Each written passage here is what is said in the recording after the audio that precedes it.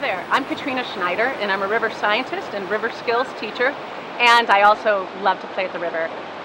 12 years ago, started doing some camps that teach people what we call river literacy, how you can read the water so you can understand where it's awesome places to play, what the river's doing, but also you can find the really safe spots and you can basically read the water. So I'd love to give for you all the main gist of what we cover in those camps. The areas that we'll cover here right now are to look, grip, and protect. The first concept of look. We are so blessed here at the Yuba. We have these incredible waters where you can see the bottom, you can see all around you. Incredible visibility, wonderful with a mask and snorkel. But it's super important when you're playing that you're actually looking for other things too. Wherever you are, whatever you're going to do, we all have different choices of what we do at the river. It's super important you scout first. So if you're tempted, you're one of those people who likes to jump off rocks, you should be in the water ahead of time with a mask and looking very carefully for any obstructions. If you're like me who loves to go under large boulders and these beautiful, beautiful large openings underneath full of fish, then you also want to always look and make sure that it's totally clear. This river is very dynamic, changes a lot, and last year we had very high flows on the river that move large rocks and other obstructions that can end up being in our favorite play spots. So the best way to look and make sure you can be safe in those spots is looking from downstream up first. That way the current can't pull you into anything, and you can make sure everything's in the clear.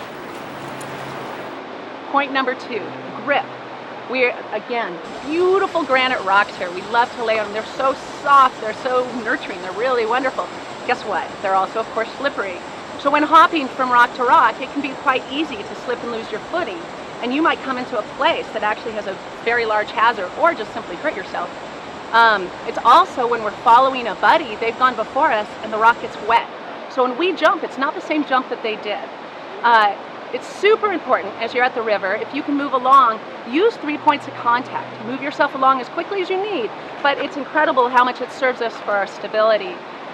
Every year, someone falls and gets seriously either injured or dies simply from slipping on rock. And a third concept, protect. So our bodies, they're bizarrely shaped. I mean, look at all these things coming out. They're just set to get snagged into things.